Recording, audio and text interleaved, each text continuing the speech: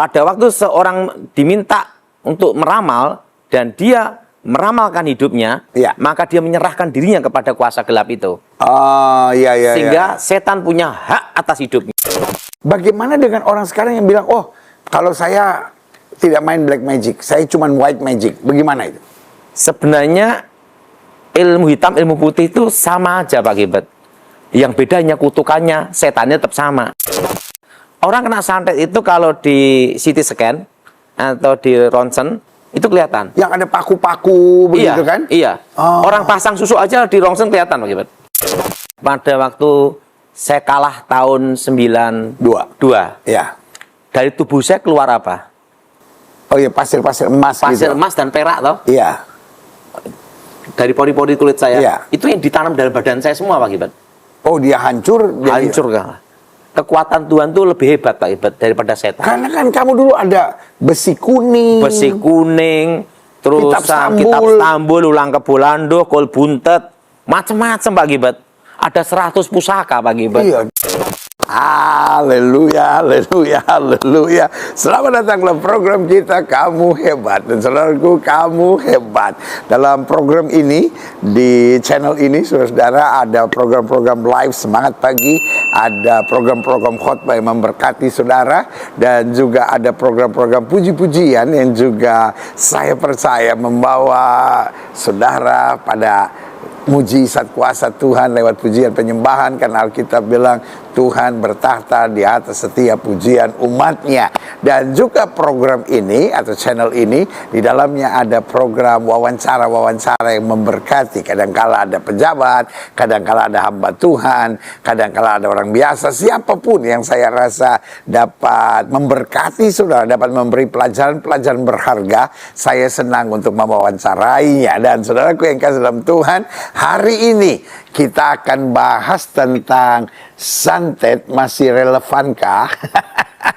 Banyak orang bilang, udah dah, pendeta-pendeta jangan ngomong santet lah. Ini tahun 2025, zaman 5.0, ini zaman komputer, ini zaman AI, ini zaman kecanggihan. Saya angkat 2 jempol, kalau bisa 4 saya angkat 4 jempol, dan saya bilang memang dunia ini hebat. Tapi saudaraku yang kekasih dalam Tuhan, setan adalah setan. Orang boleh bilang santet itu sudah tidak relevan, santet itu sudah kuno. Sebagian bilang, aduh pendeta-pendeta ini aneh-aneh, masa masih ada pendeta yang percaya santet? Saudaraku yang kasih dalam Tuhan, saya tidak pernah percaya santet, saya tidak pernah percaya dukun, saya tidak pernah percaya kuasa kegelapan, saya tidak pernah percaya intimidasi iblis. Saya hanya percaya firman Tuhan. Karena apa yang dikatakan firman Tuhan, langit dan bumi boleh lenyap, tapi firman Allah tinggal tetap. Izinkan sebelum saya masuk pada wawancara, saya mau bacakan buat saudara Ulangan 18 ayat 10. Di antaramu janganlah didapati seorang pun yang mempersembahkan anaknya laki-laki atau anaknya perempuan sebagai korban dalam api. Saudaraku yang kasih dalam Tuhan, nothing expired in the plan of God. Nggak ada sesuatu yang udah expired, yang sudah kadaluarsa, yang sudah out of date di dalam agendanya Tuhan. Kalau Tuhan ingatkan sesuatu, betul ini adalah firman untuk zaman itu, tapi tetap akan terulang sampai tetap berlaku sampai hari ini. Karena cara kerja setan mungkin caranya sedikit modern, tetapi gayanya sama. Sampai hari ini ada orang-orang yang menyerahkan dan mempersembahkan anak laki-laki perempuan sebagai korban dalam api, sebagai korban untuk setan dan kegerakannya. Lalu dikatakan apa? Ataupun seorang yang menjadi petenung. Jadi ada persembahan anak-anak ke dalam api, tetapi yang kedua ada namanya petenung. Apa itu petenung? Nah, itu sebabnya hari ini kita akan wawancara soal itu. Lalu seorang peramal. Sebagian bilang, petenung peramal sama aja. Apa itu batasannya peramal? Apa batasannya petenung? Lalu dikatakan seorang peramal, seorang penelaah. Ada lagi orang yang menelaah. Lalu ada lagi seorang penyihir. Apa lagi itu pendeta? Oke, lanjut. Ayat yang ke-11, seorang pemantera, ada lagi. Ataupun seorang yang bertanya kepada arwah, atau kepada roh peramal, atau yang meminta petunjuk, kepada orang-orang mati. Lihat saudaraku yang kasih dalam Tuhan. Iblisnya satu, tapi caranya bermacam-macam. Dan selalu saya katakan, akan terulang lagi. Ini bukan hanya cerita zaman dulu. Lalu saudara berkata, udah nggak usah percaya santet, nggak usah percaya peramal, udah nggak ada itu petenung, penyihir. Udah nggak berlaku itu peramal, udah nggak berlaku itu. Ayat 12. Sebab setiap orang yang melakukan hal-hal ini yang berurusan dengan kuasa kegelapan tadi adalah kekejian bagi Tuhan. Dan oleh karena kekejian inilah Tuhan Allahmu menghalau mereka dari hadapanmu. Lihat saudaraku yang kasih dalam Tuhan. Saudara yang masih percaya dukun, saudara yang masih percaya sio-sio, saudara yang masih percaya ramalan-ramalan nasib, saudara yang masih percaya santet, saudara yang masih minta petunjuk tentang apa kata bintang dan lain-lain. Alkitab bilang itu kekejian buat Tuhan. Makanya ayat 13 bilang, haruslah engkau hidup dengan tidak bercela di hadapan Tuhan Allahmu. Sebab bangsa-bangsa yang daerahnya akan kau duduki itu mendengarkan kepada peramal atau petenung. Tapi engkau ini tidak diizinkan Tuhan Allahmu melakukan yang demikian. Kalimat ini luar biasa. Alkitab berkata tidak diizinkan. Kita tidak diizinkan percaya pada ramalan-ramalan nasib. Kita tidak diizinkan untuk percaya pada santet, pada ramalan-ramalan. Tapi pertanyaannya, apakah masih relevan? Saya mau bilang, keadaannya masih sama, permainan kuasa kegelapan masih sama, tapi anak-anak Tuhan tidak diizinkan. Anak-anak Tuhan satu harus berjalan firman Tuhan. Yang kedua harus dipimpin oleh Roh Tuhan. Yang ketiga harus mengasihi Tuhan menjadi berkat buat jiwa-jiwa. Dan yang keempat kata Alkitab harus hidup tidak bercela di hadapan Tuhan. Haleluya. Hari ini bersama dengan saya ada yang 32 tahun yang lalu 33 tahun yang lalu masih berkecimpung dalam dunia kegelapan. Padahal usianya masih sangat muda, di bawah umur 17 tahun. Tetapi hari ini diberikan hikmat Tuhan, kepercayaan Tuhan untuk menyingkapkan rahasia-rahasia tentang kuasa kegelapan. Bersama dengan saya ada the one and the only yaitu Pendeta Daud Tony. Haleluya. Pak Daud, puji Tuhan. Tuhan itu baik. Selamat datang di Kamu Hebat. Pak Daud, ini tadi kita sudah bicarakan tentang ulangan. Ada namanya pemantra, ada namanya petenung, ada namanya peramal, ada segala macam ini. Nah, apa itu penjelasannya? Peramal itu adalah memberitahu hal-hal yang akan datang. Yang akan datang. Ramalan pribadi. Jadi ramal bisa lewat bintang, bisa lewat tanda tangan, bisa lewat muka, hari kelahiran. Coba gimana itu? Ramalan yang bicara pribadi, ya, itu pasti tepat. Bisa tepat, ya. Karena setan bisa merekayasa supaya itu terjadi. Bisa merekayasa. Pada waktu seorang diminta untuk meramal dan dia meramalkan hidupnya, ya, maka dia menyerahkan dirinya kepada kuasa gelap itu.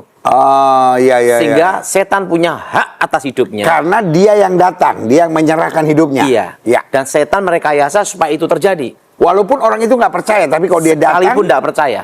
Beda sama orang yang, saya coba mau ramal Gilbert, kalau saya nggak percaya nggak akan terjadi. Iya. Begitu dia datang, artinya menyerahkan hidupnya. Ya. Nah, disitulah setan punya hak atas hidupnya. Dan kutuk itulah terjadi setelah ramalan itu terjadi. Karena setan merekayasa. Iya. Lalu bagaimana dengan petenung? Tentang ramalan ini Pak Gilbert, pribadi. Ya. Kalau ramalan pribadi itu pasti tepat. Tapi ramalan negara atau dunia pasti gagal. Karena tidak semua di satu negara atau dunia menyerahkan dirinya kepada setan. Masih ada orang yang berdoa, masih ada orang yang melawan istilahnya. Iya. Karena bumi dan isinya ini masih dalam kendali Tuhan. Amin. Nah, ini yang pertama, peramal. Petenung adalah memanggil roh, ya, untuk digunakan. Maksudnya bagaimana itu?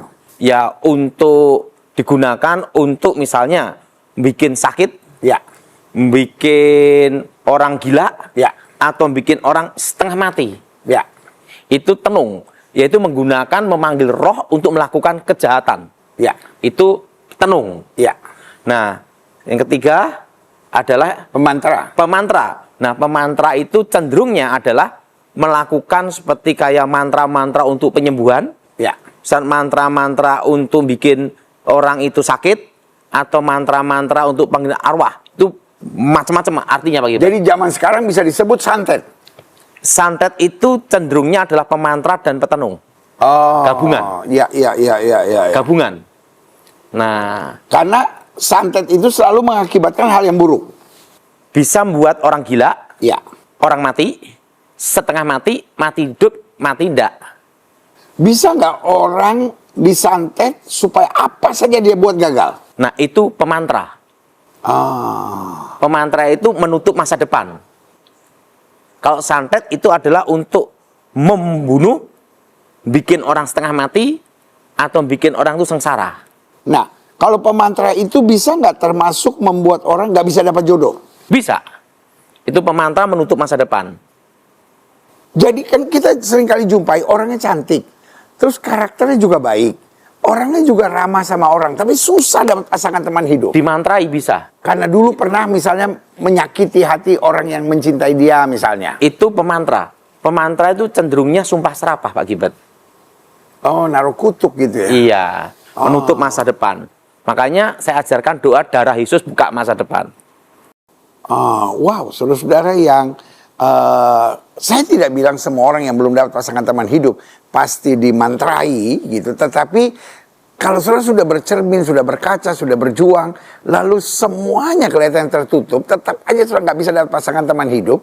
Hari ini Pendeta Daud Tony membuka rahasianya, bisa jadi dimantrai dan diberitahu juga cara doanya. Darah Yesus Buka masa depan. buka kembali masa depan saya. Dan Pak Gibran, Oh, haleluya. nanti di program selanjutnya, nanti kita bahas lebih dalam namanya kawin roh.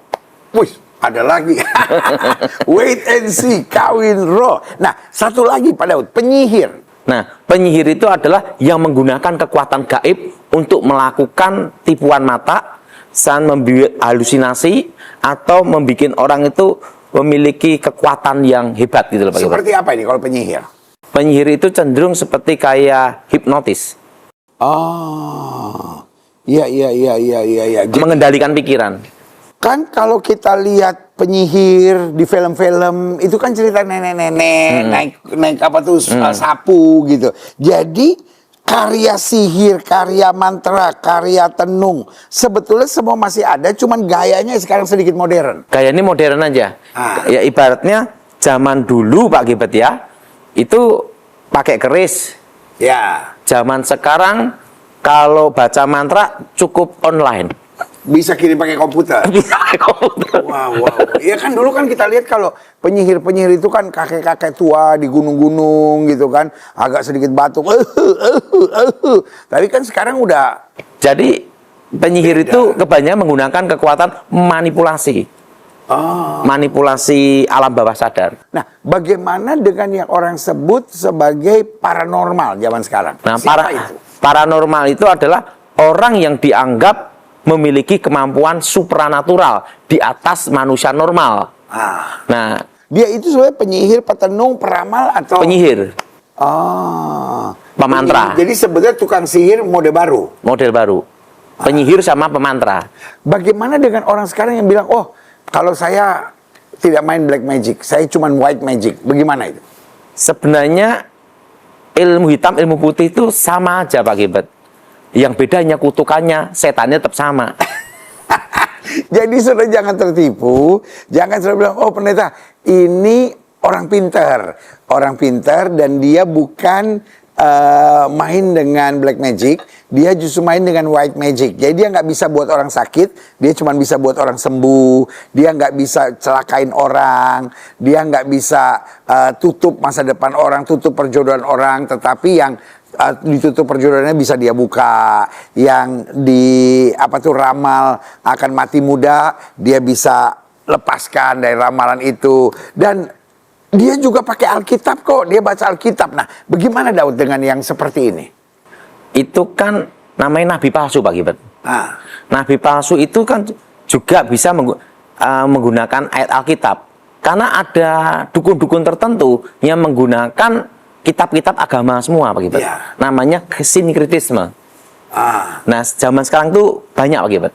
Jadi sebetulnya kalau dalam kacamata Alkitab dia bukan penyihir, bukan petenung, bukan peramal, tapi dia nabi palsu. Nabi palsu. Karena dia pegang Kitab.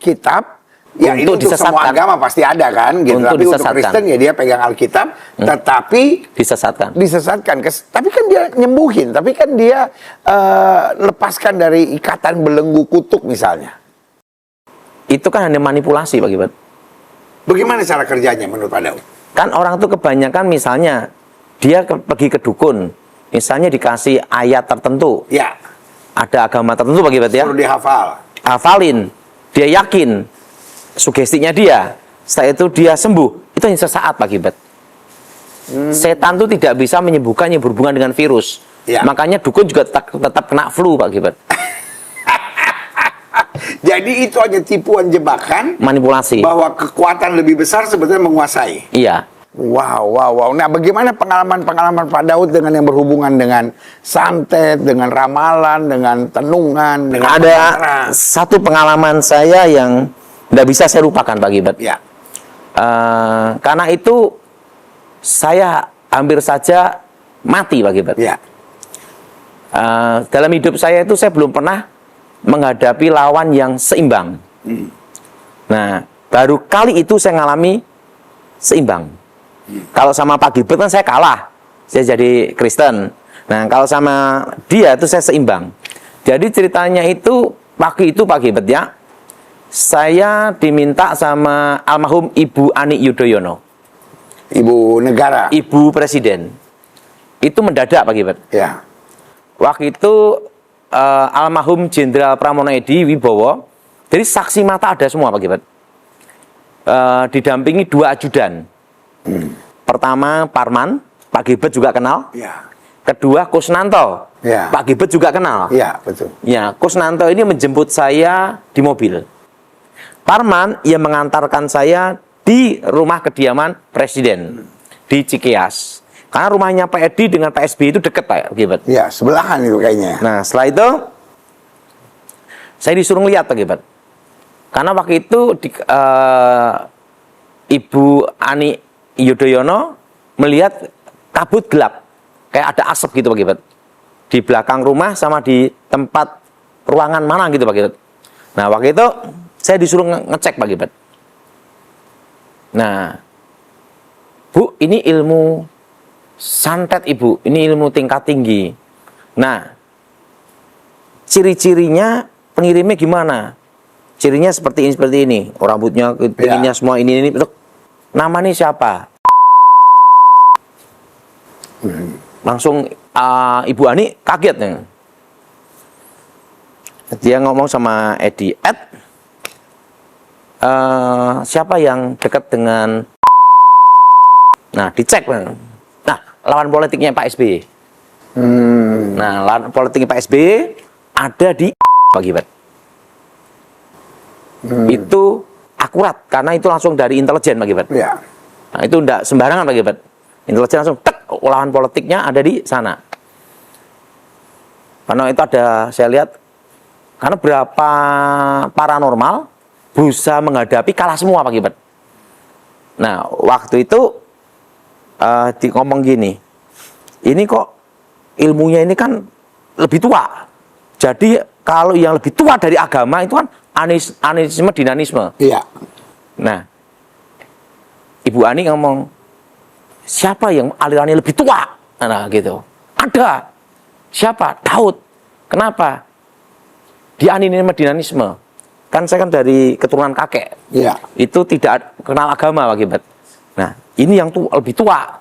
Orang yang bukan Kristen percaya hal seperti itu Pak Gilbert. Langsung Ibu Presiden ngomong sama saya, bisa berakibat apa kalau kena Pak Presiden? Dan ini Presiden bisa kena, Bang gitu. Ya, ini jenis ilmu membunuh Ibu. Kalau sampai Presiden mati, karena kita kan sebagai pengawal Presiden ada sumpahnya Pak Gilbert. Kalau Presiden mati, chaos Pak Gilbert. Dan itu dikehendaki lawan politik. Makanya ada isu namanya pemaksuan Presiden. Oh iya, waktu zaman itu ya. Nah, langsung, Daud, kamu bisa menghadapi enggak? Langsung tanya saya. Bu, ilmunya itu seimbang dengan saya. baik kemampuan supranatural maupun kekuatan kanuragannya, termasuk batinnya. Sama dengan waktu saya belum bertobat. Kalau dalam pertarungan, Ibu, itu pasti salah satu ada yang mati. Tidak ada yang lolos dua-duanya hidup, Pak Gilbert. Dalam pertarungan kekuatan gaib itu tidak ada yang lolos dua-duanya hidup, Pak Gilbert. Pasti salah satu ada yang mati. Bahkan bisa mati dua-duanya, Pak Gilbert. Nah, kamu bisa ngalahkan enggak? Jenderal Edi Wibowo berkata, kamu bisa ngalahkan enggak? Ibu Ani ngomong, kamu hadapi. Bisa enggak? Bu, beri waktu saya 3 bulan. Itu kira-kira kalau enggak salah Pak Gilbert, tahun 2011. 2011 ya. Nah, kalau saya kalah, saya berarti mati, Ibu. Tapi kalau saya gugur dalam tugas ini, saya minta anak-anak saya untuk dipelihara, dirawat, sampai lulus kuliah. Dan perlu Pak Gilbert tahu bahwa anak saya Felicia, itu sekolahnya dari kecil, yang biayai adalah Ibu Ani. Ibu Ani Yudhoyono ini biayain anak saya sekolah. Nah, termasuk hal itu kan sebagai jasa waktu saya ngawal beliau. Nah, setelah itu Pak Gilbert, tolong ini supaya dirawat anak saya. Karena saya akan menghadapi pertarungan yang sebenarnya. Ya.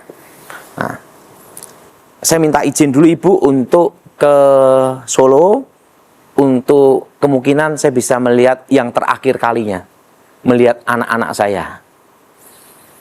Dan Edi Wibowo berkata, ya dah, nanti langsung Coach Nanto nanti akan urus semuanya. Ya. Urus, saya sampai rumah Pak Gilbert. Ya, sebagai seorang prajurit Pak Gilbert Ya. yang akan tahu bahwa nanti di depan kita untuk gugur itu kan 50%, Ya. hidup 50% Pak Gilbert. Ya. Saya, anak saya Felicia, saya peluk Pak Gilbert. Karena kemungkinan itu yang terakhir kalinya. Bisa jadi. Nah, saya lihat istri saya peluk dia juga. Istri saya kaget. Tapi ada apa? Ada apa? Karena saya itu kan tidak romantis Pak Gilbert. Tiba-tiba kok meluk itu dia kaget Pak Gilbert. Dalam hati, tidak apa-apa. Tapi dalam hati saya, ini kemungkinan yang terakhir. Nah, setelah itu, saya juga nemuin notaris Pak Gilbert. Untuk bikin surat wasiat Pak Gilbert. Untuk disiapkan semuanya. Nah, tapi nanti begitu kalau saya tidak gugur, Selamat. langsung dibuang. Jadi notaris siapkan untuk surat wasiat Pak Gilbert. Udah selesai, saya langsung dijemput sama Komando Pasukan Khusus Pak Gilbert, Kopassus. Nah, saya fokuskan pertarungan itu di Jakarta. Disiapkan di Jakarta Pak Gilbert. Di suatu tempat, itu di Pondok Indah Pak Gilbert. Pak Gilbert pernah ke sana. Oh, yang tempat di situ ya. Dan Edi Wibowo juga langsung juga di situ diamankan juga dengan beberapa personil Kopassus, Sandi Yuda Pak Gilbert, untuk menjaga saya supaya fokus dalam pertempuran. Ya. Nah, waktu itu pertama itu saya ada ular-ular itu berdatangan Pak Gilbert di rumah itu Pak Gilbert. Nah, saya doa darah Yesus sucikan, darah Yesus bentengi. Demi nama Yesus roh jahat keluar. Maka saya sangat yakin dan percaya kuasa darah Yesus Pak Gilbert. Oh, haleluya. Setelah itu saya berbahasa roh itu Pak Gilbert ya. Saya doa darah Yesus. Ular-ularnya langsung jadi kayak asap Pak Gilbert. Nah, setelah itu yang kedua Pak Gilbert ya. Langsung ada pakai trisula Pak Gilbert. Bus! Nah, itu kena bagian sini saya Pak Gilbert. Kaki bagian dalam, paha dalam. Sampai sekarang saya masih sakit Pak Gilbert. Waktu itu saya doa lagi, darah Yesus, hancurkan kutuk, hancurkan roh jahat. Tapi saya fokuskan doa saya itu ke wajah. Nah, karena ada suatu rahasia tersendiri yang saya sudah disumpah tidak boleh dibocorkan. Suatu teknik, bagaimana teknik itu mengalahkan lawan dengan kekuatan lawan Pak Gilbert. Ya. Dan itu saya disumpah sama Kepala Staf Angkatan Darat tidak boleh dibocorkan teknik itu. Karena yang tahu hanya saya sama guru saya. guru saya meninggal, saya masih hidup Pak Gilbert. Karena kalau sampai bocor bahaya Pak Gilbert. Nah, langsung itu, nah yang ketiga langsung seorang dewi tangannya banyak Pak Gilbert. Saya doa darah Yesus gitu Pak Gilbert. Saya fokuskan supaya kekuatan lawan itu menyatu berkumpul Pak Gilbert. Nah, inilah teknik rahasia itu Pak Gilbert, yang tidak boleh diajarkan dan sangat rahasia. Nah, setelah saya fokuskan, langsung saya arahkan supaya kekuatan yang dikirim dari kena ke dia langsung. Tepat jadi bagian jantung. Dia sendiri yang menyerang dirinya sendiri. Saya fokuskan jantung. Karena saya itu punya keahlian khusus bagian jantung, Pak Gilbert. Jadi lawan-lawan kebanyakan mati pasti jantung, Pak Gilbert. Stop, selesai. Begitu mati, das Pak Gilbert, langsung kan di samping ada personil Kopassus, Pak Gilbert. Ya. Hasil laporan, kata Pak Daud, mati. Cek, jadi cek jamnya tepatin semua Pak Gilbert. Jadi supaya betul-betul akurat, itu bukan kebetulan. Ya, ya. Dicek sama Edi Wibowo, langsung kedutaan Pak Gilbert. Indonesia langsung atasnya semua dicek semua Edi sendiri Pak Gilbert. Tek, jamnya, waktu Daud ngomong selesai jam berapa? Selesai. Nah, langsung kaca-kaca yang di rumah tempat saya gunakan pertempuran itu hancur jadi kayak pasir Pak Gilbert. Kena senjatanya itu Pak Gilbert. Hancur kayak pasir Pak Gilbert. Nah, setelah itu waktu kaca hancur itu almarhum Edi Wibowo datang untuk menyaksikan kaca hancur itu Pak Gilbert. Dia ngomong, Daud, kalau ini kena presiden gimana ya? Presiden bisa mati padahal. Wong kaca aja hancur kayak gini ya katanya. Nah, setelah itu begitu mati, langsung saya dipanggil ke Cikias. Nah, Mas Ibas tahu saya, Mas Ahaye tahu saya.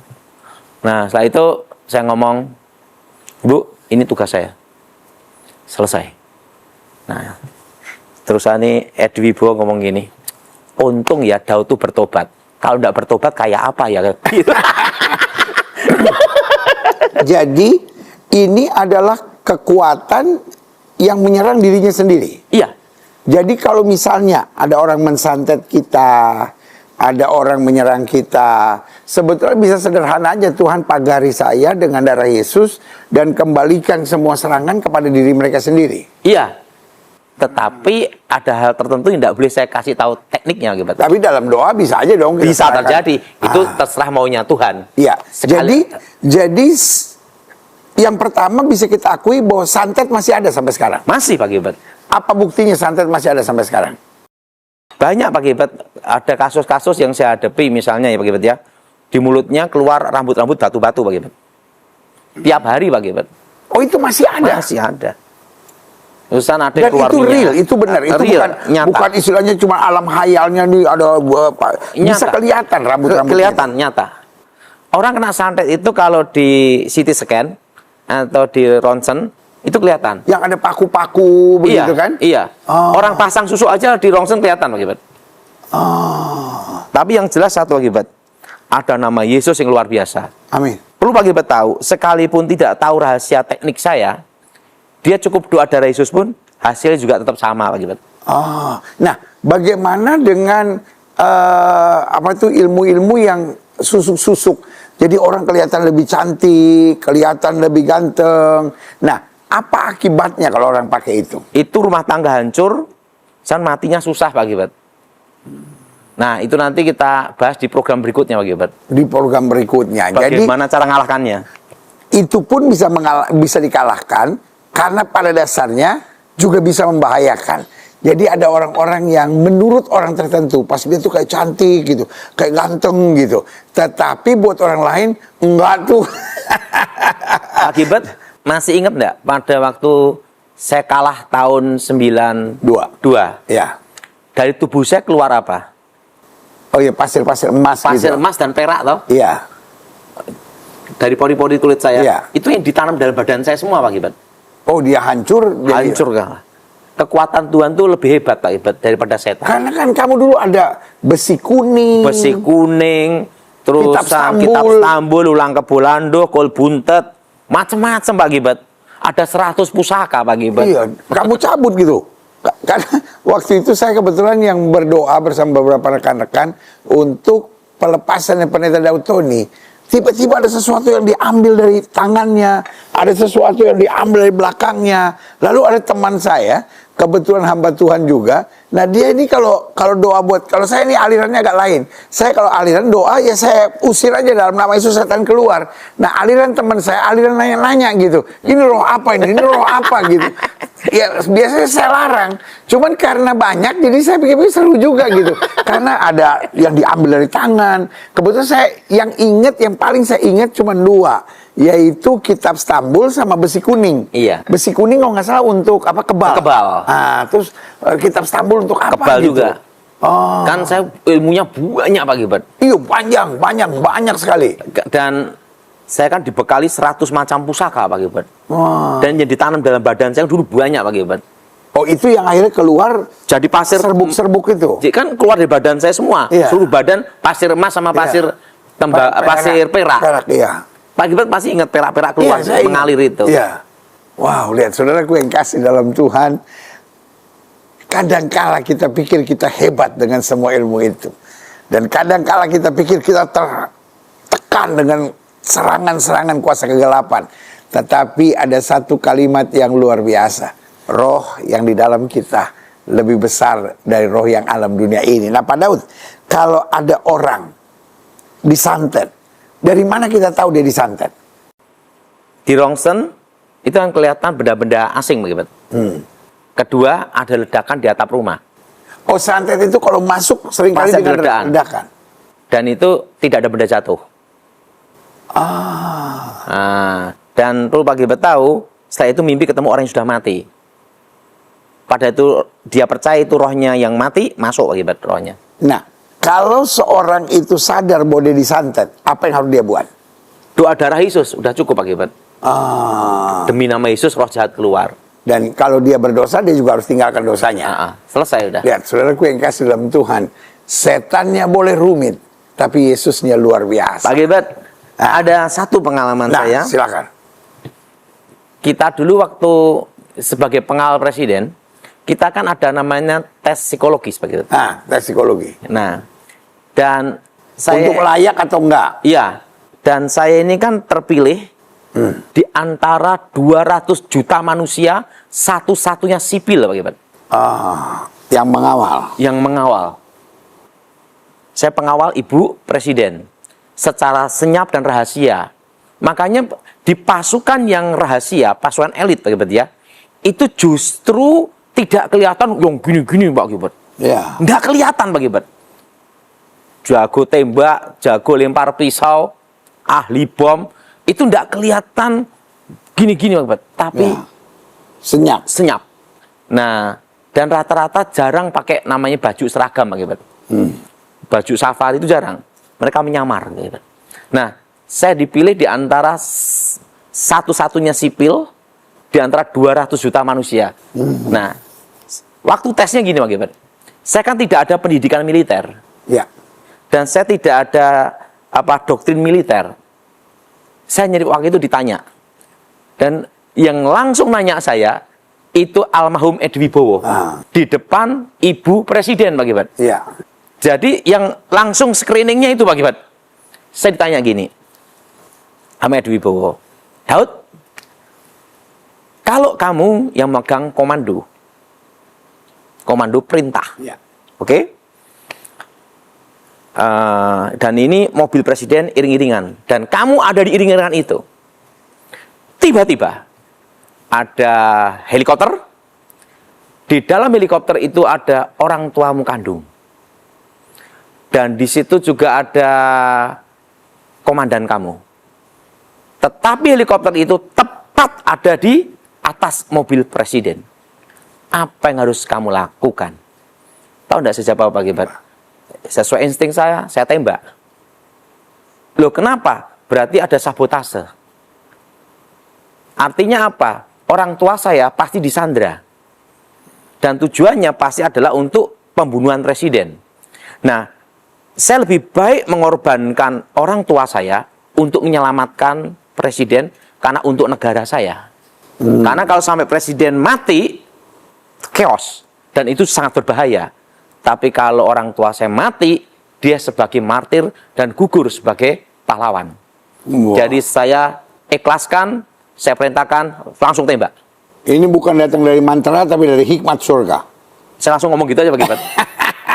Tahu enggak Ibu Ani berkata apa? Enggak salah kita milih dia. Enggak usah diajari, dia udah tahu apa yang harus dilakukan. Karena gini Pak Gilbert, disitulah saya ngomong sama beliau, Ibu Ani ya. Karena tugas pengawal adalah siap menjadi tameng hidup dan mati untuk presiden. Wah, saudaraku yang kasih dalam Tuhan, dari sini adalah saat untuk kita berdoa supaya pimpinan-pimpinan negara kita selalu dikelilingi oleh orang-orang yang tepat, yang memberi perlindungan, yang memberi arahan. Kita tahu kondisi ekonomi kita hari-hari ini, kondisi politik, kondisi hukum. Dan kalau Tuhan sudah memberikan seorang pemimpin buat bangsa kita, pasti itu yang terbaik. Selalu saya bilang, yang demo, yang tebar hoax, yang coba nyerang, coba jatuhkan banyak. Tetapi anak-anak Tuhan Yesus, tugas pertamanya tetap mendukung pemerintah. Tugas keduanya mendoakan pemerintah. Dan yang ketiga mengucapkan berkat untuk pemimpin-pemimpin, untuk pemerintah kita. Karena Alkitab berkata, usahakanlah kesejahteraan kota di mana aku tempatkan. Berarti dari sini kita belajar. Yang pertama, jangan main dengan kuasa-kuasa kegelapan. Yang kedua, kalau kuasa kegelapan menyerang kita, lawan. Dengan apa? Kuasa darah Yesus. Dan yang ketiga, nah ini yang saya juga mau tanya. Kalau ada orang main kuasa kegelapan, mungkin dia pemimpin negara, mungkin dia orang yang dekat dengan kita, dia main dengan kuasa kegelapan. Bisa nggak kita berdoa mengikat kuasa kegelapan yang membelenggu dia? Bisa. Bagaimana caranya? Darah Yesus hancurkan segala kekuatan gaib dalam dirinya. Kekuatan mantra, kekuatan jimat, kekuatan kutuk dalam hidupnya. Wow, haleluya. Lihat, saudaraku yang kasih dalam Tuhan, berarti kita dapat pelajaran yang ketiga sekarang. Kalau kita lihat ada pemimpin-pemimpin kota, pemimpin provinsi, pemimpin-pemimpin di bangsa kita yang masih percaya kuasa-kuasa, roh-roh jahat, kuasa-kuasa paranormal, kita bisa punya kuasa untuk mendoakannya. Dengan kuasa darah Yesus menghancurkan segala kutuk-kutuk dan permainan-permainan ramalan, permainan-permainan kuasa kegelapan. Kenapa kita perlu doa? Karena kalau pemimpin, seperti program yang lalu Pak Pendeta Daud Tony sudah menjelaskan, kalau pemimpin main dengan kuasa-kuasa kegelapan, kutuknya turun ke daerah itu, ke provinsi itu, ke kota itu, bahkan ke bangsa itu. Begitu juga kalau di sekitar kita, karena setan itu nggak bisa ada wilayahnya. Kalau dia nyerang semua. Gimana Pak Daud? Ada teritorial Pak Gilbert. Ada teritorial. Dan itu makanya setan yang ada di Jawa, kalau ada pindah ke Kalimantan harus ada izin mutasi Pak Gilbert. Oh, maksudnya gimana nih setan ada izin mutasi? Kekuatannya kan berkurang Pak Gilbert. Oh. Makanya ilmu sehebat apapun di Jawa, keluar negeri itu hanya bisa kemampuan maksimal 5% aja Pak Gilbert. Oh. Makanya pusaka-pusaka tanah Jawa sehebat apapun di Belanda ya jadi mainan arkeologi. Oh, jadi hanya apa itu namanya benda kuno saja. Oh. Kekuatannya berkurang. Wow, saudaraku yang kasih dalam itu ada ajaran lagi. Jadi kalau di daerah yang sama dia punya kekuatan. Jadi saudaraku yang kasih dalam Tuhan, hari ini Pendeta Daud mengajarkan sebuah kesimpulan sederhana. Bahwa kuasa darah Yesus itu yang paling luar biasa. Nama Yesus itu berkuasa. Dan waktu kita ikut Tuhan, selalu ada hikmat dari Tuhan. Nah, sebagai penutup gimana Pak Pendeta Daud? Saya itu kenapa doa darah Yesus? Ya. Waktu saya diajar doa Bapa Kami sama Stefanus Pinky, ya, tidak hafal-hafal Pak Gilbert. Nah, saya tanya, doa apa yang singkat aja lah. Yang lebih pendek dari doa Bapa Kami. Yang bisa digunakan semuanya. Saat dia mikir, ada. Dia baca di kitab Wahyu, bahwa darah Yesus mengalahkan iblis. Darah anak domba. Itu aja Pak Gilbert. Makanya sampai sekarang saya doanya itu. Karena enggak apa-apa Pak Gilbert. Karena kuasa darah Yesus memang penguasanya. Dan ada ayatnya saudara dalam kitab Wahyu, kita diberi kemenangan oleh kuasa darah anak domba. Saudaraku, saya Gilbert Lumondong bersama dengan Pendeta Daud Tony mengingatkan buat setiap saudara, kamu hebat. Karena itu jangan main sama kuasa kegelapan, tapi percaya darah Yesus bungkus kita, nama Yesus kekuatan kita, dan Tuhan Yesus telah menyertai kita sampai kesudahan alam. Kamu hebat.